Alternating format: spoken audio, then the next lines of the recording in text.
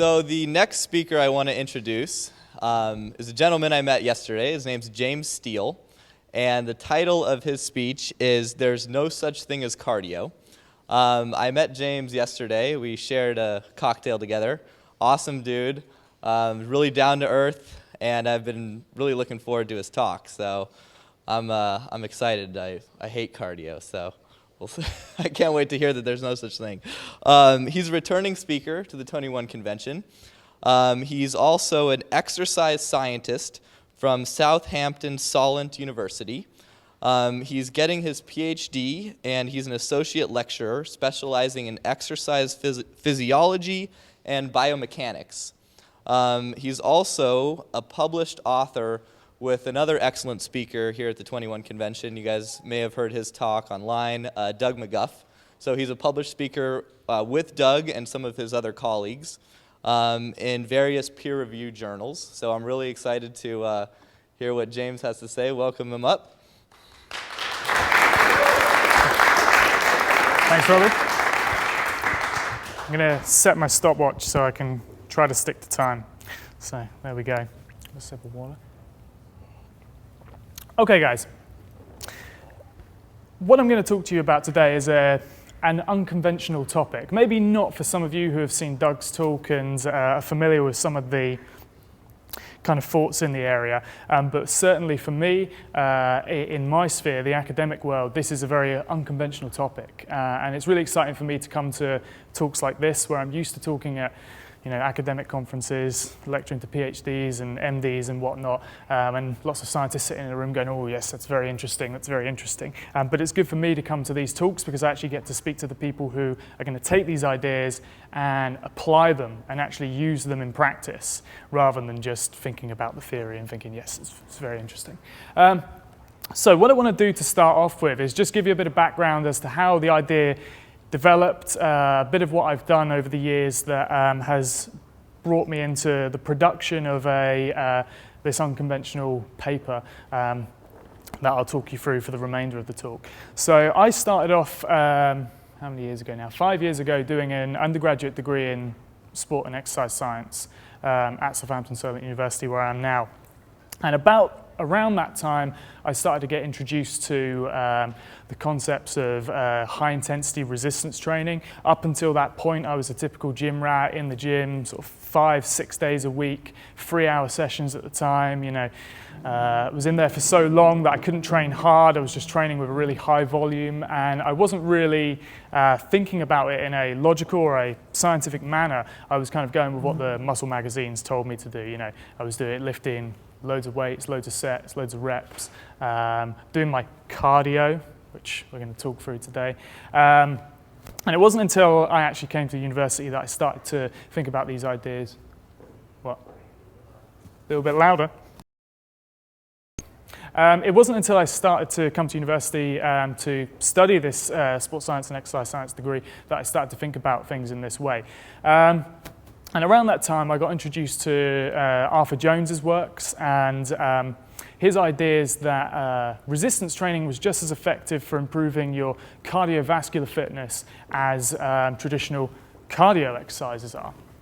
And so for the last 5 years, I've been chewing the fat on that idea. And his idea kind of made sense to me, intuitively, but I hadn't really seen any of the kind of hard evidence, the peer-reviewed research to support the idea. It just kind of made sense.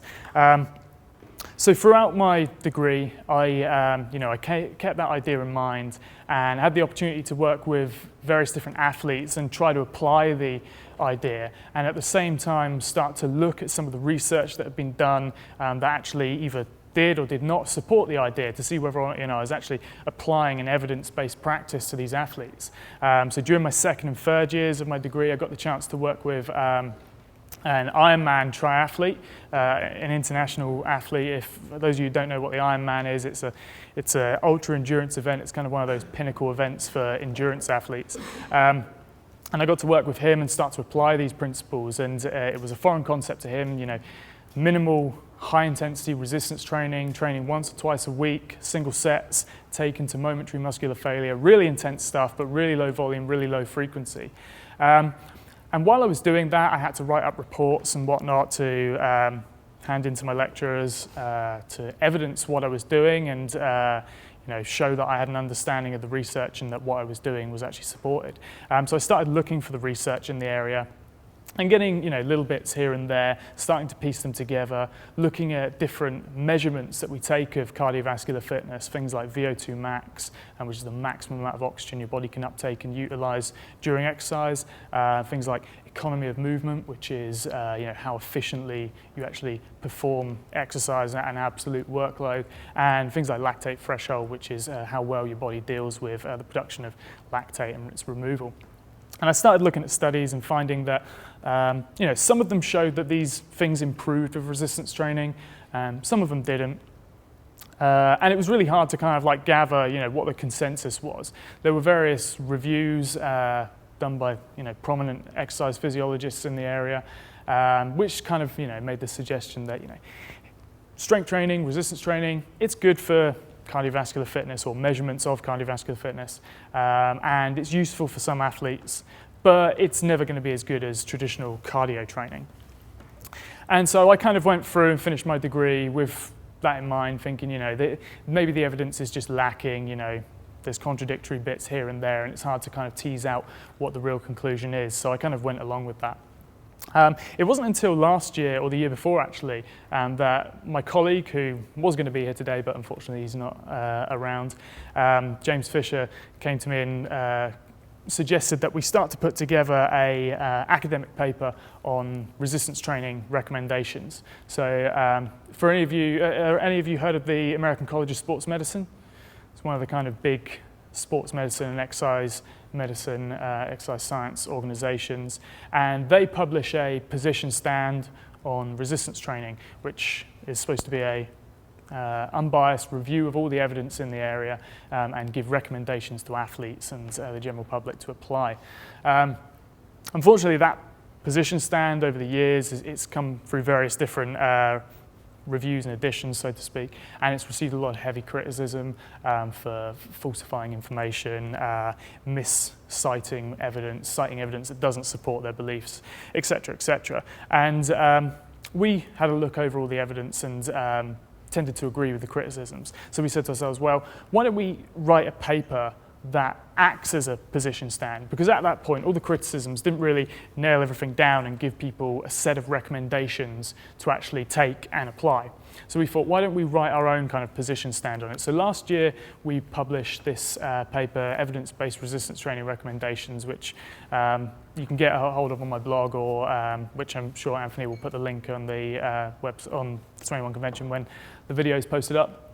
For those of you here, it's jamessteeleii.blogspot.com, and I just write about all sorts of stuff on there when I've got the time to. It's not just exercise. And while we were writing this paper, or when we started to plan out the paper, I suggested, why don't we, if we're going to spend all this time reviewing all the research and looking at what the actual research findings suggest, why don't we take this idea of resistance training's effect on cardio and add it in? And James and my the other authors on the paper, who are my PhD supervisors, thought it was a great idea.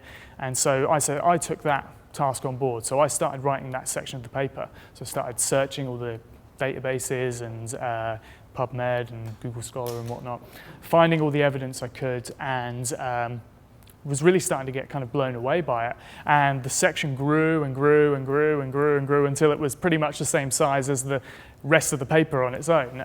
So we decided to pull it out and look at publishing it as its own independent article.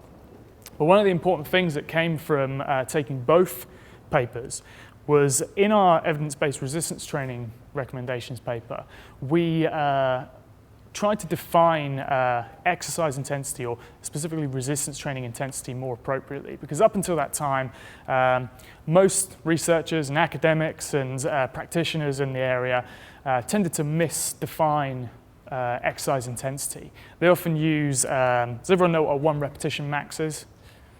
Hands up, everyone know what that is? Yeah, okay. So the most weight you can lift in any particular exercise movement or resistance training movement for 1 repetition and no more.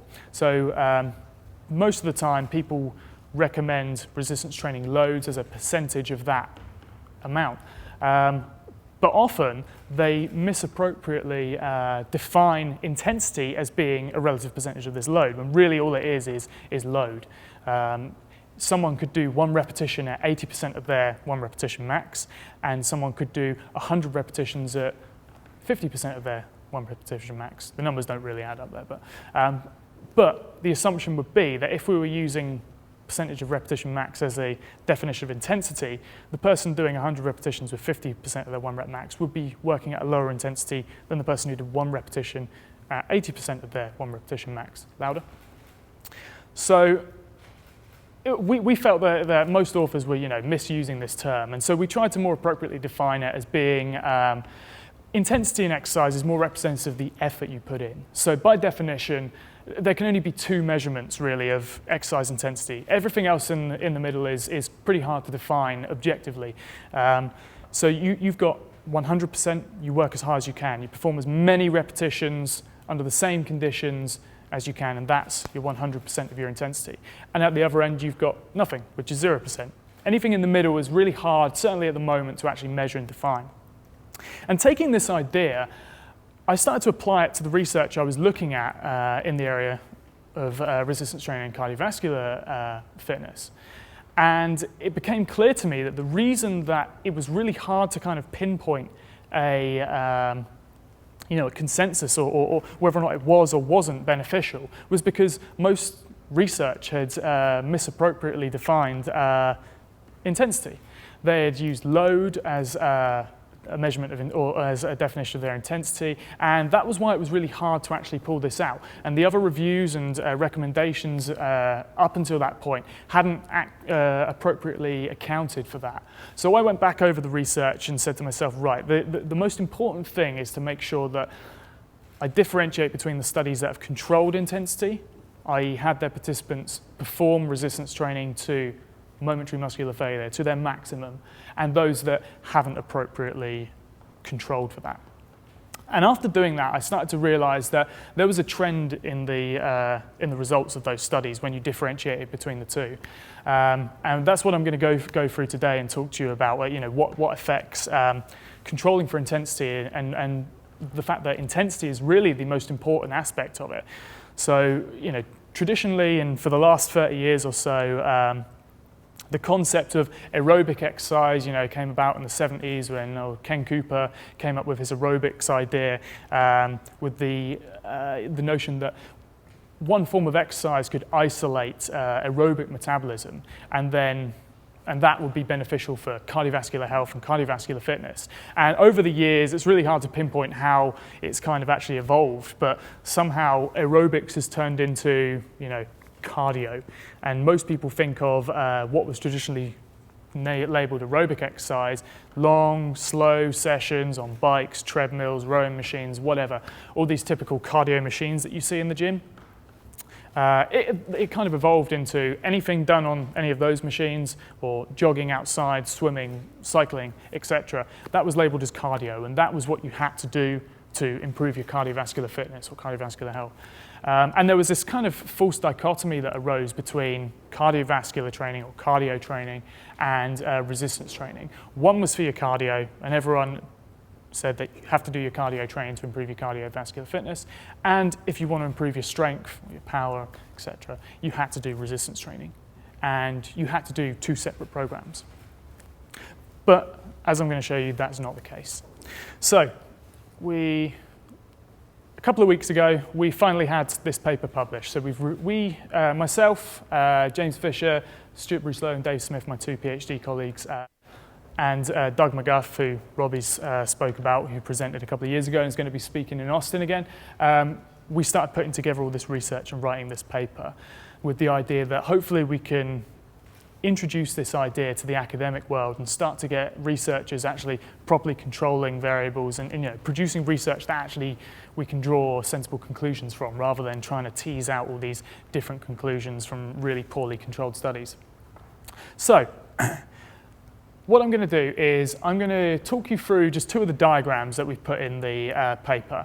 I'm not going to go through all the individual studies that I reviewed, because there's 150 odd papers referenced in there. And if you want to go through and actually look through my discussion of the actual research and their methodologies and whatnot, you can get the paper. It's freely accessible online. You can download a PDF and have a read through the whole thing. But what I'm going to talk through is the diagrams, which just kind of like conceptualize these ideas for you and allow you to think about it. So if I go back quickly, will that go back? There we go. So what I tried to differentiate between in this was, first of all, what effect does resistance training have on cardiovascular fitness measures, so like VO2 max, running economy, lactate threshold, when intensity is properly controlled for?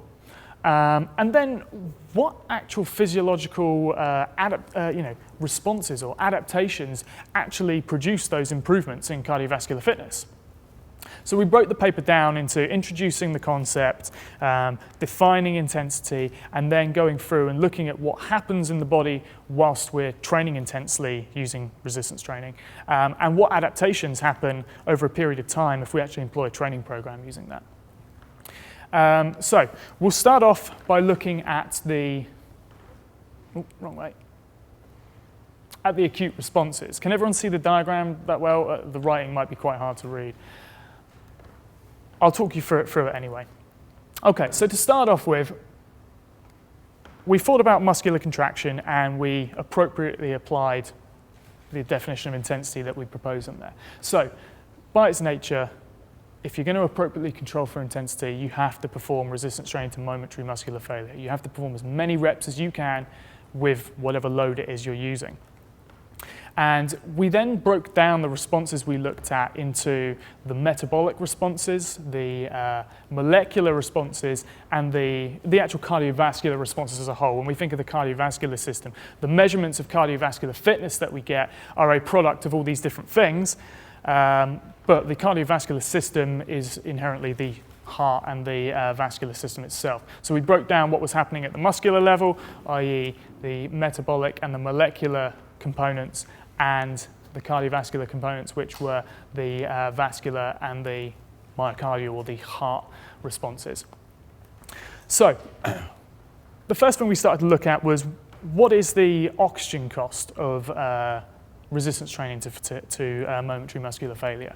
So traditional recommendations are if an exercise is going to improve your cardiovascular fitness, you need to achieve a certain percentage of your VO2 max during it. So if we got you doing on a treadmill running at 80% of your VO2 max and measured the oxygen that you were using, it should be roughly about 80% of what your measured VO2 max is.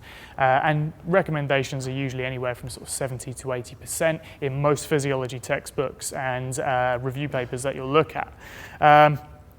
On the contrary, though, a more recent review has shown that actually the actual relative percentage of VO2 max is not important. And one of the problems with that is, if you look at the paper, is that most people measure whole body VO2 max instead of looking at the oxygen cost of the actual muscles that are working. So what we did was we tried to take the studies that have looked at resistance training to failure and those that have not controlled for it properly. And one of the problems with the oxygen cost responses is that most of the studies are all over the place. So what we found was that most studies included rest periods and all these other things and gave false impressions of a really low oxygen cost percentage during resistance training, even when it was taken to fatigue, because they hadn't controlled their methods properly. So just eyeballing the research in that area, you would get the impression that, oh, well, if you take the assumption that you need a high percentage of your VO2 max to improve your cardiovascular fitness, then resistance training provides a really poor stimulus to that. But again, that's a huge assumption. So what we started to look at instead was to try and break it down into, well, what's actually happening metabolically when we train the muscle really intensely? And the reason I got Doug involved on the paper is because although I had kind of had these ideas brewing in my mind for a number of years, and I kind of had a basis for conceptualizing them, Doug's book, Body by Science, really kind of pinpointed it and gave me a kind of framework to think about it in, especially with regards to the actual metabolic responses that go on. So most of the time when we think of metabolism during exercise, you can roughly break it down into, you've got your anaerobic metabolism, which is energy production in the absence of oxygen, and you've got your aerobic metabolism, which is energy production in the presence of oxygen. Now, most exercise recommendations will, again, draw this kind of false dichotomy between the two. They'll say there's a kind of spectrum that if you're working at a very low intensity, you're working aerobically. If you're working at a high intensity, you're working anaerobically. So if you're working anaerobically, you can't improve your aerobic or your cardiovascular fitness. And if you're working somewhere in between, then you might be able to get the best of both worlds. But what that does is it avoids the fact that anaerobic metabolism actually feeds into, just broke my pointer, feeds into the anaerobic processes. So I would recommend actually purchasing a copy of Body by Science and going through the diagrams in there because it presents it very well, and the paper, it goes into a lot more detail in terms of the biochemistry, or having a look at Doug's presentation next year. But basically, the end products of anaerobic metabolism have to enter the mitochondria, which is the part of the cell that does aerobic metabolism. And that's how aerobic metabolism works. Anaerobic metabolism feeds into it.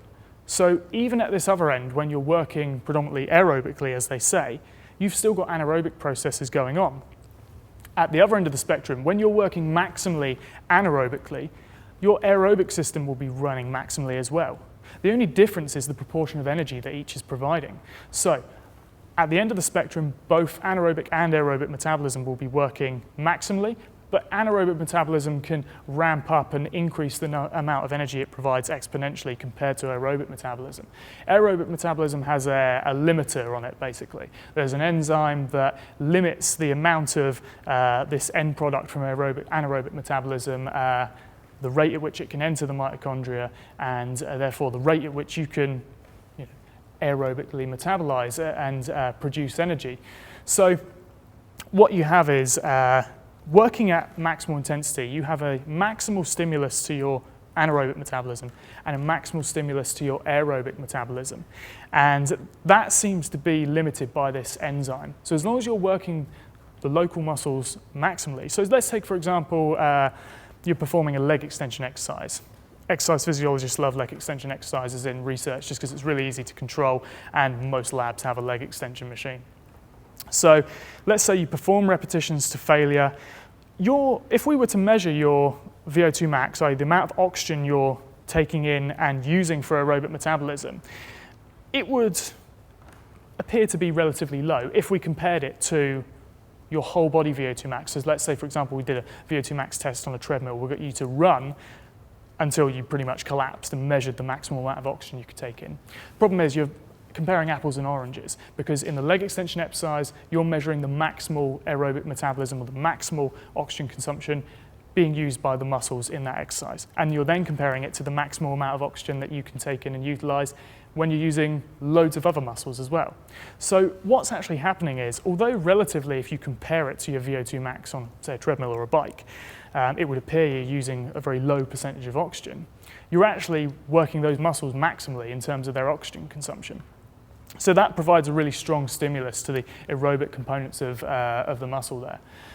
What you've also got then is, as you start to work maximally, the products of anaerobic metabolism can't enter the mitochondria as quickly as they would like to. They start to stack up in the cell, and something's got to be done with them. So they get converted to lactate, essentially, for a variety of, for a series of biochemical reactions. And that lactate can start to interfere with muscular performance and contraction. So the body's got to try and deal with that, otherwise it will start to inhibit the amount of work you can do.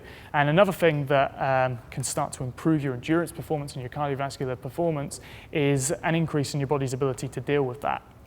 Now, this is one of the areas that there's not actually been a great deal of research being done on. So some of the stuff we suggest in the paper is speculative and does suggest that more research needs to be done on it. But it does appear that you can start to improve your lactate threshold, as we call it, the body's ability to take those byproducts and deal with them more efficiently through performing resistance training to momentary muscular failure again. So all of these different things that we look at on the metabolic side of things are all being maximally stimulated when we work a muscle to fatigue. It doesn't matter what the mode of exercise is. It doesn't matter whether you're on a bike and you're doing sprints until you can't move the pedals anymore, or if you're on a leg press and you're doing repetitions until you can't move the weight anymore. It's all the same at the metabolic level, at that physiological level.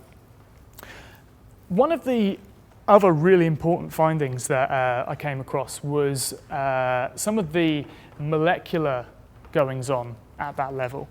Now, this is a really interesting and recently emerging area of research.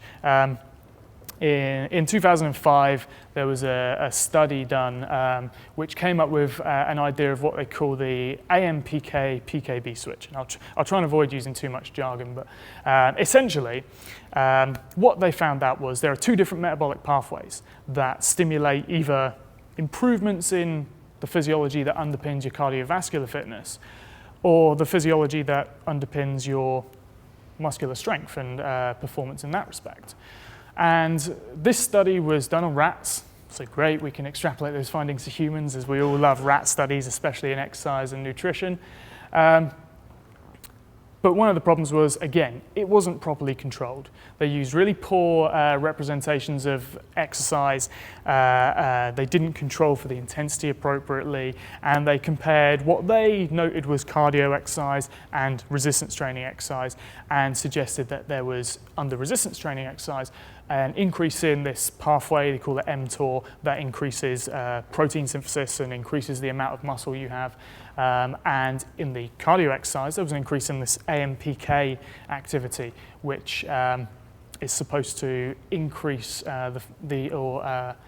adapt your physiology to be able to, induce aerobic adaptations and improvements in cardiovascular fitness. So this study was published in 2005, and as most organizations and prominent researchers do, they jump on these new concepts and go, oh, look, this proves our preconceived notions that resistance training and cardiovascular training are dichotomized, that resistance training doesn't do anything for cardiovascular fitness.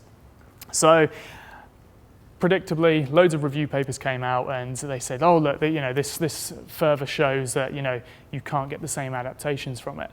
Had they waited a few more months, they would have realized that there was actually a paper done in humans that actually disproved that idea.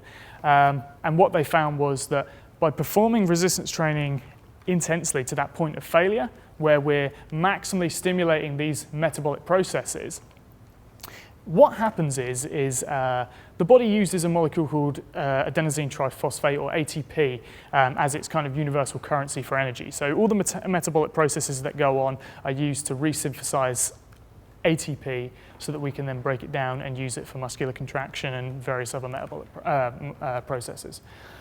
So what happens when we start to work maximally is ATP starts to get broken down and used up quicker than we can produce it. And what the body does is it breaks it down from ATP to a molecule called ADP and then a molecule called AMP, and it's just tri-di-M as it removes phosphate molecules. And what you get is, if you work the muscle really intensely, is the ratio of ATP to AMP starts to change. So what happens is the amount of AMP goes up significantly and the amount of ATP goes down considerably. So you get this change in this ratio, and this is what actually stimulates this AMPK pathway, which up until this point, researchers have been saying it's only associated with cardio exercise and it's what produces cardiovascular adaptations.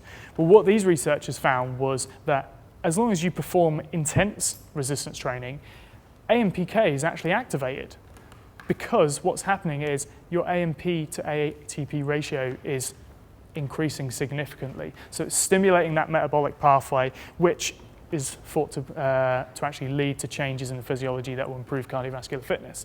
Now, what they also found was resistance training in the first 2-3 hours after intense resistance training, AMPK was up through the roof, comparable to cardiovascular cardio exercise. I'll remember to keep using my quotation marks. It went through the roof. But then after about 3 hours, it started to slowly come down, and this mTOR pathway started to come up again. So we saw that after a period of time, both pathways were being stimulated through intense resistance training, which would suggest that actually there is the potential, if we assume that these molecular pathways are actually responsible for those adaptations, for resistance training to produce cardiovascular fitness improvements and strength improvements as well. So that's kind of what goes on at the muscular level in terms of the responses. What happens at the cardiovascular level, though, is thinking on more of a gross scale. So it's what's happening in the vasculature, in the arteries and the veins and the capillaries and whatnot during exercise, and what's actually happening in the heart. Now, some of the research in this area, in the vascular area, is limited. But what we do know is that, kind of intuitively, you would expect it anyway. The more intensely you start to work a muscle, the more progressively intensely you contract it, the more blood flow increases to that area, which seems reasonable because the body wants to get more oxygen there, wants to remove waste products, and it wants to, try and support that area that's being used intensely. So what you see is there's an increase in blood flow. Now, what happens when we increase blood flow through a artery is that what we call the shear stress, or the amount of stress that's being put on the walls of the artery, increases significantly. We get a huge increase in peripheral blood pressure, so around the muscles that are being worked, blood pressure goes through the roof because the muscles are contracting, squeezing against the veins and arteries, and what happens is you've got this huge peripheral stimulus this huge stress to the peripheral vasculature. What actually happens, though, as the muscles start to contract intensely is, although blood pressure significantly increases at the periphery, at the muscles being worked, we get an increase in what's called venous return. So your arteries take blood away from the heart and take it to the rest of the body, and the veins return it back to the heart. And what happens is as the muscles intensely contract, it kind of pumps and squeezes the veins and returns that blood to the heart a lot more efficiently. Now, for years, there's been again, another preconception that because of observational research where people have looked at bodybuilders and powerlifters and then looked at endurance athletes and found that there are differences in their heart physiology, there's been the assumption that it's because of their training protocols, as opposed to them selecting their sports because of their differences in physiology. So the idea has always been that resistance training increases the size of your heart. It causes a kind of hypertrophy effect, the same as it would do on your muscles, to the actual heart muscle. And the belief was because of the increased blood pressure that was shown during resistance training. Problem is, usually when we measure blood pressure, we measure it at the periphery. So we'll measure it using a brachial cuff on the arm. In rare cases, they'll measure it using a cuff on the leg, but usually on the arm. So it doesn't really give us a representation of what's actually going on in the heart during exercise. Now, there have been studies done which have actually measured the pressure in the heart during intense resistance exercise. And surprise, surprise, there's little to no change. So the heart doesn't actually experience that much in the way of stress as compared to the peripheral vasculature during intense resistance training. And partly that seems to be because of the improved return to the heart, this improved venous return through that skeletal muscle pump. And this shows up as there's no change in the myocardial pressure. The left ventricle, which pumps out blood, because it gets more returned into it, the heart can then more efficiently pump blood out. So the heart's efficiency actually seems to increase the harder and harder we train using resistance exercise. This doesn't seem to be the case in traditional cardio exercise, though, probably because there's a lack of this skeletal muscle pump action. But what we do get is, obviously, we get an increase in the amount of blood that the heart's pumping out. So it pumps faster, it pumps harder, it pumps more efficiently, and we get an increase in heart rate and an increase in cardiac output. Now, when I move on in a second to the adaptations that actually occur because of all these stimuli, the adaptations in the heart are relatively poorly researched. And one of the things we've got is, we do know that this doesn't seem to have much of an effect on adaptations, but there may be an effect of this increase in heart rate. Just by raising your heart rate, there may be some sort of stimulus to the heart. But as we'll see, that doesn't seem to necessarily be the case. So that's generally what seems to happen when we're doing resistance training. The actual physiological responses that occur at the muscular level and partly at the gross cardiovascular level are really not that much different than what happens when we do traditional cardio. So the question is, that may happen, during exercise, but that doesn't necessarily imply that the adaptations will be the same, because there are a host of other things that go on when you're doing resistance training compared to cardiovascular training or cardio training. For example, you've got increased tension on the muscles because of the resistance you're using. But we at least know that some of the responses are pretty similar, and the responses that are similar are the ones that at the moment and what are predominantly evidenced to induce those cardiovascular adaptations. So, this is the last slide that I'm going to go through. Just going to go through the adaptations that actually occur that are shown to actually improve your cardiovascular fitness.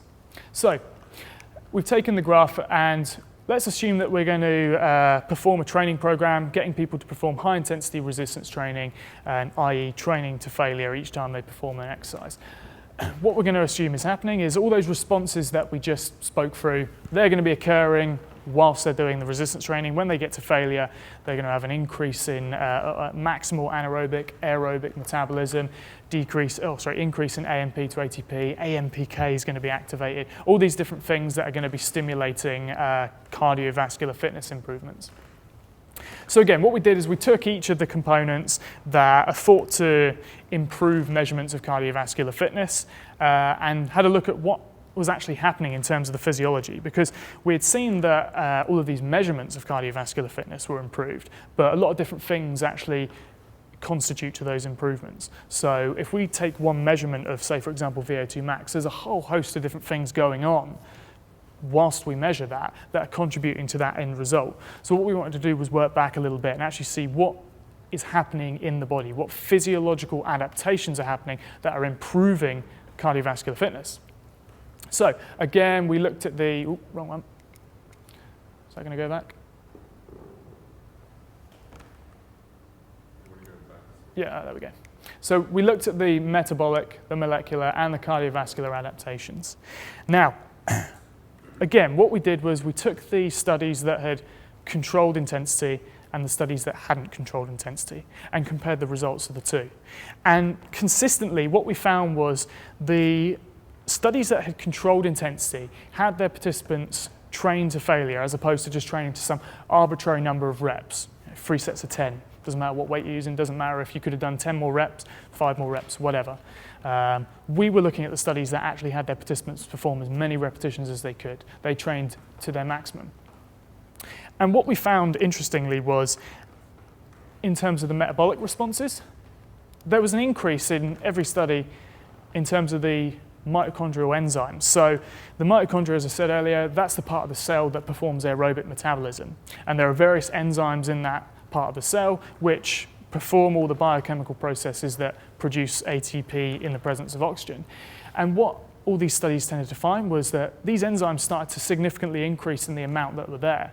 So assuming they're not what we call rate-limiting enzymes, i.e. they don't have a maximal cycling rate, the more we get, the more efficiently we're going to be able to actually perform aerobic metabolism. And consistently, every time a study had the participants perform to momentary muscular failure, intense resistance training, there was an increase in mitochondrial enzymes, which is traditionally believed to be associated with endurance activity and cardiovascular fitness. In terms of the molecular things that went on, we also found that studies, again, that had performed resistance training to momentary muscular failure had an increase potentially in the number of mitochondria they had. Now, these studies had a bit of a problem in terms of methodologies again, because you can have what's called measures of volume or measures of density when you're looking at cellular things. And a lot of studies mistook density for volume. And let's say, for example, you take an absolute volume and you measure the amount of stuff that's in it. Well, if you look at it relative to the absolute volume, then you can say there's a density of da-da-da-da-da.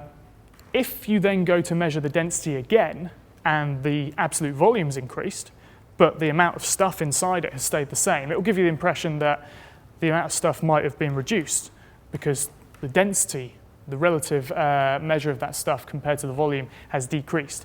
But what's actually happened is when you look at the resistance training studies, at worst, they have no effect on the number of mitochondria. Some people suggest that resistance training reduces the number of mitochondria because they falsely interpreted this density and volume measurements. But other studies actually show that mitochondria, the number of mitochondria you have, increase. So you get what's called mitochondrial proliferation, which is something that this AMPK molecular pathway controls.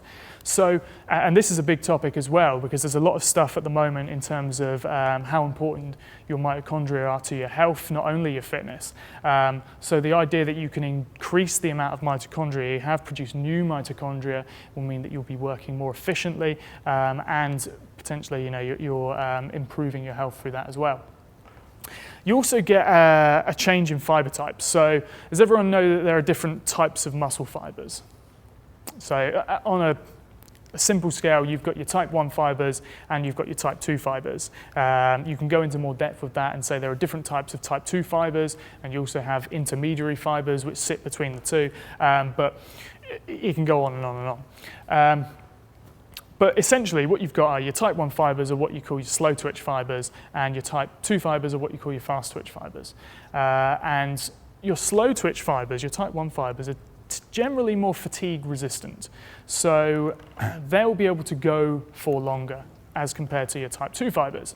Now your type 2 fibers, again, with a kind of simplified change between them, you've got what are called type 2X and type 2A fibers. And your type 2A fibers kind of sit between the two. So they're powerful, like the type 2X fibers, but they're also more fatigue resistant. So they're like fatigue resistant type 2 fibers.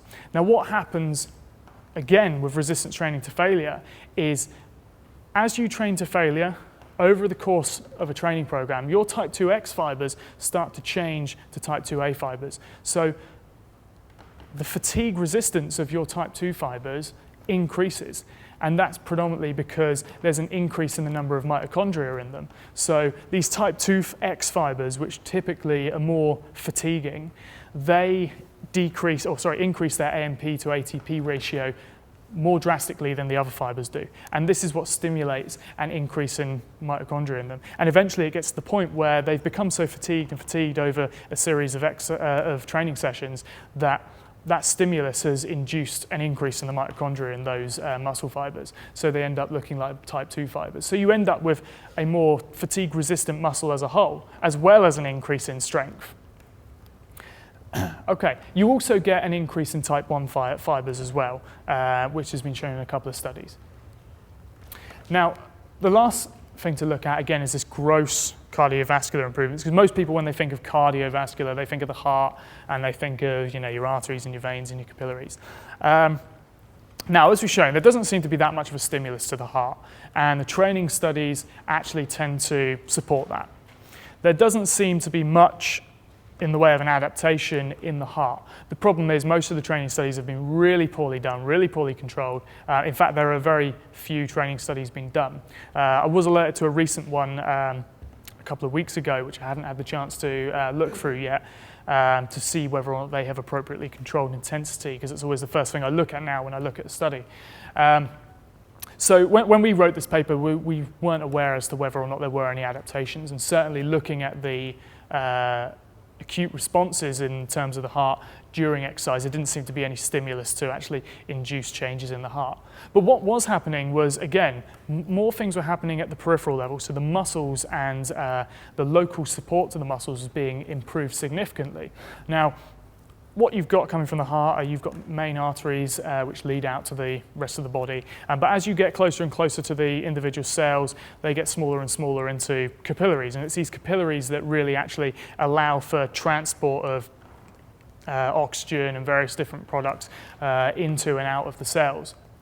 And what happens is if you get more capillaries, then you've got a greater surface area for actually that transport to occur. So what seems to actually happen, and again it seems to be controlled maybe by this AMPK molecular pathway, is you get an increase in the number of contacts of capillaries, so you get what's called a capillarization. You get more capillaries being produced at that muscular level.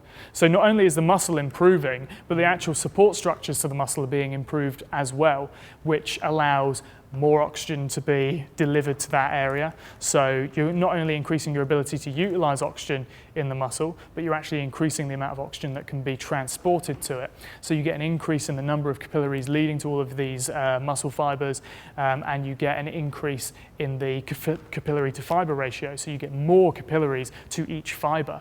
So not only do you have, say, for example, one fiber and one little capillary just feeding that fiber, you get loads of capillaries just funneling products into that muscle.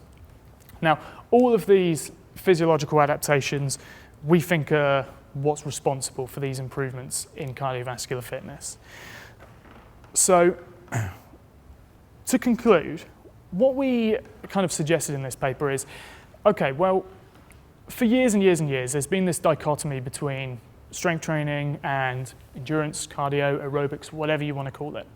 And that seems to be false.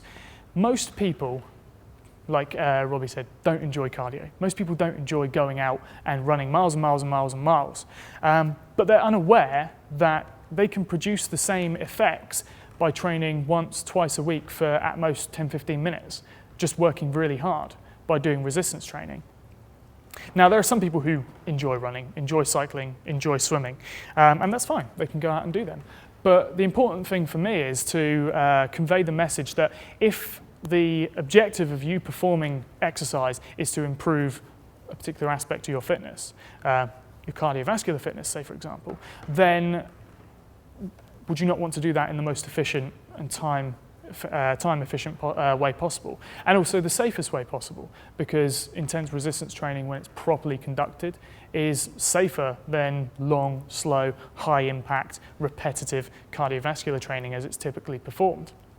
Now, that doesn't mean to say that athletes who are endurance performers should exclusively be doing this type of training, and it's something that we make very clear in the paper. You know, if you're an athlete and you're running marathons, just doing resistance training doesn't mean you're going to be able to perform at your best in terms of that sport, because not only does all of this stuff contribute to your sport, but there are a whole host of other things. The skill in terms of your efficiency of running, psychological factors, various other things as well. So by no means does this mean that doing this is the be-all and end-all in terms of sporting performance, but it is the same as traditional cardio training in terms of the everyday Joe improving his cardiovascular fitness to make him be more fatigue resistant and more endurable to deal with his day-to-day activities or the sport he plays at the weekends, or a couple of evenings during the week. It's not going to make you an elite athlete, but it's going to produce the same physiological adaptations in significantly less amount of time and improve your strength as well. So that, for me, I think is the most important factor. It's trying to get people to stop wasting their time when they could be doing something far more effective or far more efficient, just as effective, and improve other aspects of their fitness as well. Thank you all for listening. I'll take any questions now. I think we've got, I think I finished a few minutes early, so we've got a little bit of time for questions if anyone's got any. I think we need a mic.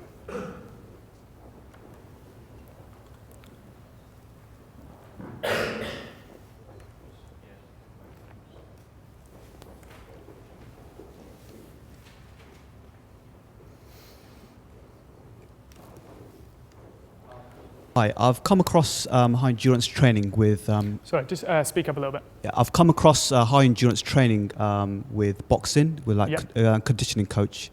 So I think I've read about it similar before. So in terms of how I apply that in my training routine, are you saying that we just need to train to failure? For example, I think you gave you mentioned something about leg extensions. Can you just go over that again very quickly?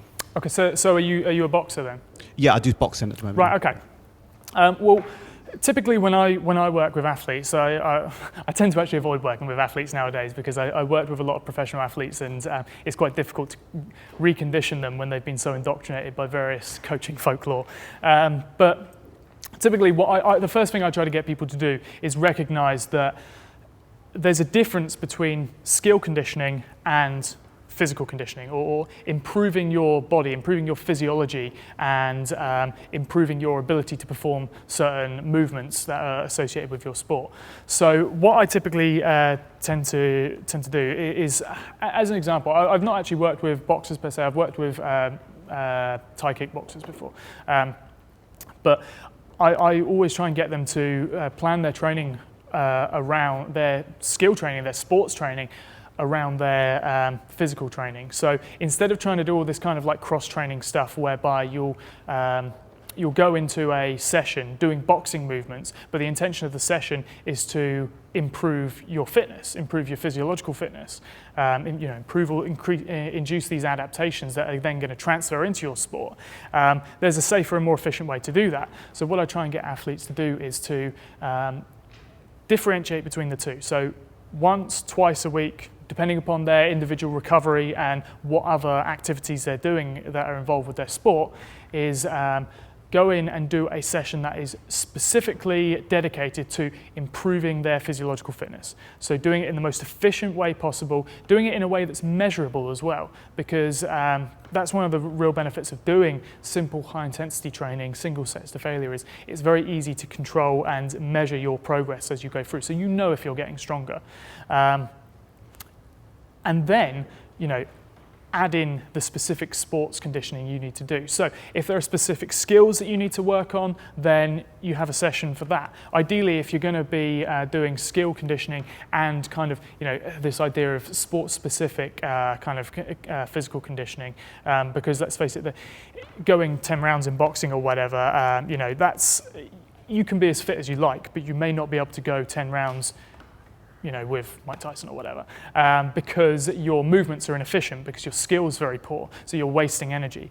Psychologically, you're not with it. So you will need to do those sorts of things in your training as well to improve the other variables. It just so happens that they also, induce a fitness effect as well, but you're not doing them with the explicit objective of improving that. It just happens to be a byproduct, which allows you to then go into other training sessions which are specifically dedicated to improving your physiological fitness. And then at the end result is you've not tried to amalgamate the two and got a poor result from either.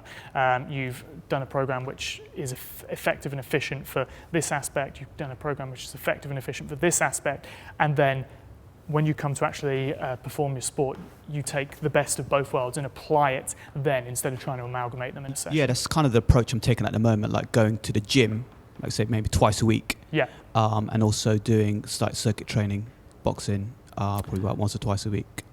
Well. Yeah, perhaps. I wouldn't necessarily. A lot of the kind of boxing circuit training is, in my opinion, a little bit of a waste of time anyway, because it's kind of trying to amalgamate the two. Boxing is a difficult thing to train anyway, because the most specific you can get in terms of training boxing skill is getting in the ring and fighting someone. Sparring is not the same as fighting with someone. So it's difficult to kind of fit that in. When I was working with them, I was working with a coach, and I would do the physical conditioning and try to get him to kind of avoid going in with the idea of, okay, I'm going to do a circuit training session, get them to do some punches and kicks here, rotating round things. Instead, I would say, right, try and get them working on, whatever it is, a specific movement, a specific skill, in this session, and don't try and mix things up, because it only confuses the athletes. Does that answer your question? Yep, thank you very much. Thank you.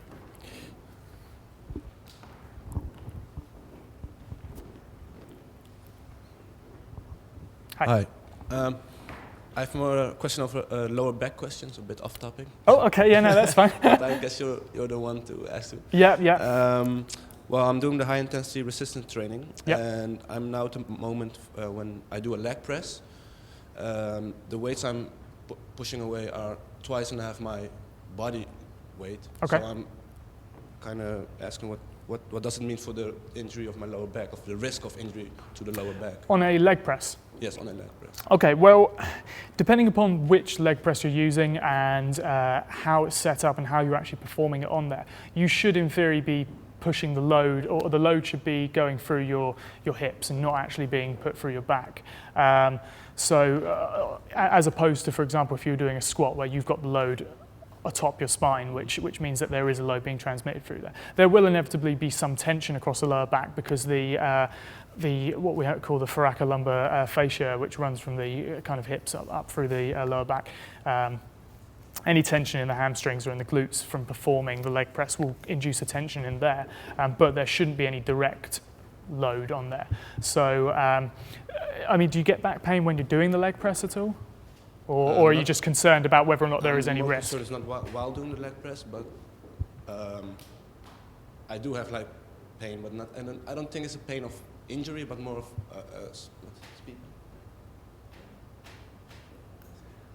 muscle stress after the training, you know, like when you have that.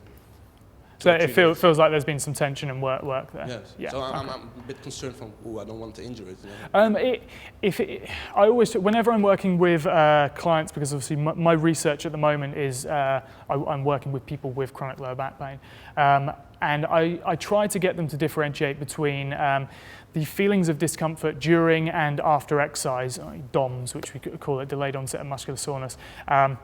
And whether or not there is actually any pain, because most people's pain that they experience if they've got low back pain feels distinctly different to what they experience during exercise.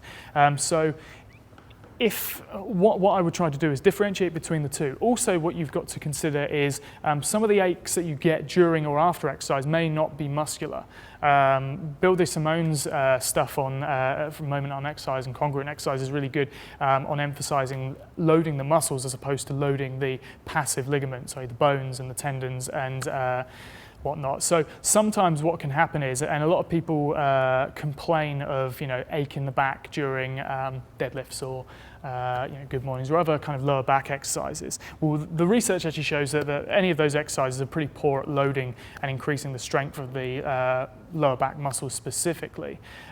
So it's partly speculative, but my belief is it's probably more of a tension and an ache that you can feel across the fascia, the thoracolumbar fascia across that area, which it potentially could, in the long term, turn into a kind of wear and tear injury. But as there's no direct heavy loading going through it, I wouldn't be concerned with a severe injury going, although that doesn't mean that it can't happen. But the most important thing is looking at your setup on the leg press and making sure that the load is being transmitted through your hips as opposed to be going through your back. And then you can be sure that any tension you feel in your lower back is most likely due to the contractions from the hamstrings and the glutes. Okay. We got time? Yeah. One more. Cool. Hey. What are your views on training with your own body weight versus training with using weights? What are my views on body weight training versus, say, resistance machines or barbells, etc.? Yeah. Any other methods? Yeah. My views at the moment are the tool you use is far less important than what you do with it. So you can train effectively and produce essentially the same adaptations as you could do using the most high-tech tool available, which I'm led to believe by Anthony is the ARX Fit at the moment. I've yet to try it, and but the adaptations that you produce, the benefits you get from it, as in produced from as a training effect, are largely no different between methods as long as you follow the right recommendations and apply those methods to whatever tool it is you're using. And that's something that we highlight in our earlier paper from last year in the evidence-based resistance training recommendations is comparisons, for example, between free weights and machines show that there's no real difference in strength adaptations as long as you use the right sort of measures to look at that. But there are obviously benefits from using There's benefits to using bodyweight exercises, i.e. you don't need to go anywhere to do them special, you don't need to pay for a gym membership or have any high-tech equipment.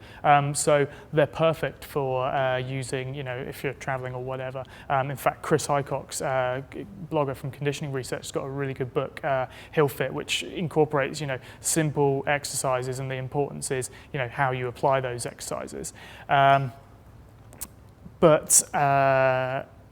There are also benefits, from using resistance machines in terms of time efficiency as compared to free weights, for example, and the greater ability to apply a progressive protocol, i.e. to increase the resistance you're using as you improve in strength. and also to more accurately measure your progress. And then, that goes all the way to the other end of using, MEDEX, medical testing equipment, where you can, very accurately measure your strength of an isolated musculature to, the real-time feedback you get during an ARCS-Fit session. But my belief is it doesn't matter if you don't have access to, the most high-tech equipment. The most important thing is how you use it. If you've got access to really high-tech equipment, then use it. It's more a little bit for the novelty as well, because I'm a bit of a geek and I like playing with new toys, just to kind of see what they're like. But that's less important than what you actually do with it. No worries. I think that's everything. If anyone else has got any questions, then I'm going to be around for the rest of the day, probably till 5 or 6 o'clock. So I'm happy to chat with anyone throughout the rest of the day. Thanks for listening, guys.